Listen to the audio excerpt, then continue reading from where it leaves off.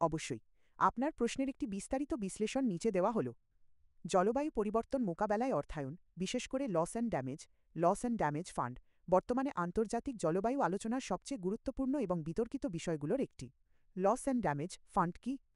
Loss and damage বা ক্ষয়ক্ষতি বলতে জলবায়ু পরিবর্তনের এমন সব বিধ্বংসী প্রভাবকে বোঝানো হয় যা মোকাবেলা বা অভিযোজন অ্যাডাপ্টেশন করার ক্ষমতার বাইরে। যেমন সমুদ্রের স্তর বৃদ্ধিতে কোনো দ্বীপ রাষ্ট্রের সম্পূর্ণ তলিয়ে যাওয়া, বিধ্বংসী ঘূর্ণিঝড়ে একটি জনপদের সম্পূর্ণ ধ্বংস হয়ে যাওয়া অথবা দীর্ঘস্থায়ী খরায় কৃষিজমি স্থায়ীভাবে মরুভূমিতে পরিণত হওয়া।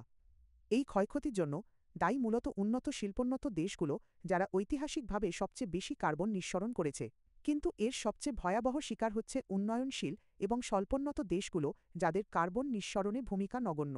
এই ঐতিহাসিক অন্যায়ের প্রতিকার হিসেবে ক্ষতিগ্রস্ত দেশগুলোকে আর্থিক সহায়তা প্রদানের জন্য লস অ্যান্ড ড্যামেজ ফান্ডটি গঠন করা হয়েছে, যা COP27-এ নীতিগতভাবে গৃহীত হয় এবং COP28-এ এর কাঠামো চূড়ান্ত করা হয়। উন্নত ও উন্নয়নশীল দেশগুলোর মধ্যে প্রধান মতবিরোধ। ফান্ডটি চালু হলেও এর কার্যকারিতা নিয়ে উন্নত ও উন্নয়নশীল দেশগুলোর মধ্যে বেশ কিছু গভীর মতবিরোধ রয়েছে। ১. অর্থায়নের উৎস, কারা টাকা দেবে? উন্নয়নশীল দেশগুলোর দাবি, ঐতিহাসিক দায়বদ্ধতার নীতির ওপর ভিত্তি করেই তহবিলের মূল যোগানদাতা হতে হবে উন্নত দেশগুলোকে, যেমন যুক্তরাষ্ট্র, ইউরোপীয় ইউনিয়ন, যুক্তরাজ্য। তারাই কয়েক শতাব্দী ধরে নিঃসরণের মাধ্যমে জলবায়ু সংকট তৈরি করেছে। উন্নত দেশগুলোর অবস্থান, তারা ঐতিহাসিক দায় স্বীকার করতে নারাজ। তারা চায় যে বর্তমানে উচ্চ হারে কার্বন নিঃসরণকারী বড় অর্থনীতির দেশগুলো, যেমন চীন, সৌদি আরব, কাতার, এই তহবিলে অর্থায়ন করুক। তাদের যুক্তি হল বর্তমান নিঃসরণের জন্য দায়বদ্ধতা থাকা উচিত। এই বিষয়টি নিয়ে আলোচনা অত্যন্ত জটিল, কারণ চীন নিজেদের এখনও উন্নয়নশীল দেশ হিসেবেই পরিচয় দেয়। ২. তহবিলের অপর্যাপ্ততা, কত টাকা প্রয়োজন? উন্নয়নশীল দেশগুলোর দাবি, জলবায়ুজনিত ক্ষয়ক্ষতির পরিমাণ বছরে শত শত বিলিয়ন ডলার। তাদের প্রয়োজন একটি বৃহৎ এবং টেকসই তহবিল। উন্নত দেশগুলোর প্রতিশ্রুতি, COP28-এর শেষে তহবিলের জন্য যে প্রতিশ্রুতির ঘোষণা করা হয়েছিল তার পরিমাণ ছিল মাত্র $700 মিলিয়ন কাছাকাছি, যা প্রয়োজনের তুলনায় একেবারেই নগণ্য। এই সামান্য অর্থায়ন নিয়ে উন্নয়নশীল দেশগুলোর মধ্যে তীব্র অসন্তোষ রয়েছে। ৩. তহবিলের ব্যবস্থাপক, কে এইটি পরিচালনা করবে? উন্নয়নশীল দেশগুলোর দাবি, তারা চেয়েছিল জাতিসংঘের জলবায়ু পরিবর্তন ফ্রেমওয়ার্কের UNFCCC অধীনে একটি নতুন স্বাধীন সংস্থা এই ফান্ড পরিচালনা করুক, যাতে সব দেশের সমান অধিকার থাকে। উন্নত দেশগুলোর অবস্থান, তারা দক্ষতার অজুহাতে বিশ্বব্যাংককে, ওয়ার্ল্ড ব্যাংক, এই ফান্ডের অন্তর্বর্তীকালীন ব্যবস্থাপক হিসেবে নিয়োগের পক্ষে ছিল। উন্নয়নশীল দেশগুলো এর বিরোধিতা করেছিল, কারণ তাদের আশঙ্কা ছিল যে বিশ্বব্যাংকের মতো প্রতিষ্ঠান উন্নত দেশগুলোর দ্বারা প্রভাবিত হতে পারে এবং ঋণের বোঝা চাপিয়ে দিতে পারে।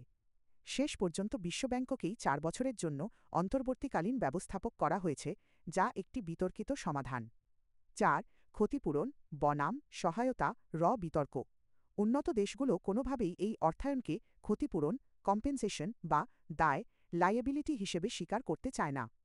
কারণ আইনিভাবে ক্ষতিপূরণ শব্দটি মেনে নিলে ভবিষ্যতে তাদের বিরুদ্ধে বিলিয়ন বিলিয়ন ডলারের মামলার ঝুঁকি তৈরি হতে পারে। তাই তারা এটিকে সহায়তা, এড বা সংহতি, সলিডারিটি হিসেবে দেখাতে চায়। এই শব্দগত বিতর্কটি তহবিলের মূল দর্শন নিয়ে একটি বড় বিভেদ তৈরি করে। জলবায়ু ন্যায়বিচার প্রতিষ্ঠায় এর ভূমিকা। লস অ্যান্ড ড্যামেজ ফান্ডটি জলবায়ু ন্যায়বিচার, ক্লাইমেট জাস্টিস অর্জনের পথে একটি যুগান্তকারী পদক্ষেপ। এর ভূমিকাগুলো হল ঐতিহাসিক দায়বদ্ধতার স্বীকৃতি। এই ফান্ডটি প্রথমবারের মতো আন্তর্জাতিক স্তরে স্বীকার করে যে যারা জলবায়ু সংকট তৈরি করেছে তাদের দায়িত্ব হল সেই সংকটের সবচেয়ে দুর্বল শিকারদের সহায়তা করা। এটি জলবায়ু ন্যায়বিচারের মূল ভিত্তি। ন্যায্যতা এবং সমতা প্রতিষ্ঠা, যারা জলবায়ু পরিবর্তনে সবচেয়ে কম ভূমিকা রেখেছে তারাই সবচেয়ে বেশি ক্ষতিগ্রস্ত হচ্ছে। এই ফান্ডটি সেই অন্যায়ের প্রতিকার করে জলবায়ুর বোঝাটিকে আরও ন্যায়সঙ্গতভাবে বিতরণের একটি প্রচেষ্টা। এটি ধনী এবং দরিদ্র দেশগুলোর মধ্যে সমতা প্রতিষ্ঠার একটি প্রতীক। মানবাধিকার রক্ষা, জলবায়ু পরিবর্তনের কারণে মানুষের জীবন, বাসস্থান, খাদ্য এবং পানীয় জলের অধিকার কেড়ে নেওয়া হচ্ছে। এই ফান্ড ক্ষতিগ্রস্ত মানুষদের মৌলিক মানবাধিকার রক্ষায় এবং তাদের জীবন পুনর্গঠনে সহায়তা করার একটি মাধ্যম। বৈশ্বিক বিশ্বাস পুনর্নির্মাণ, জলবায়ু অর্থায়নের ক্ষেত্রে উন্নত দেশগুলো তাদের পূর্ববর্তী প্রতিশ্রুতি পূরণে ব্যর্থ হয়েছে। এই ব্যর্থতা উন্নয়নশীল দেশগুলোর মধ্যে গভীর অবিশ্বাস তৈরি করেছে। লস অ্যান্ড ড্যামেজ ফান্ডের সফল বাস্তবায়ন এই অবিশ্বাস দূর করে বৈশ্বিক জলবায়ু আলোচনায় আস্থা ফিরিয়ে আনতে পারে।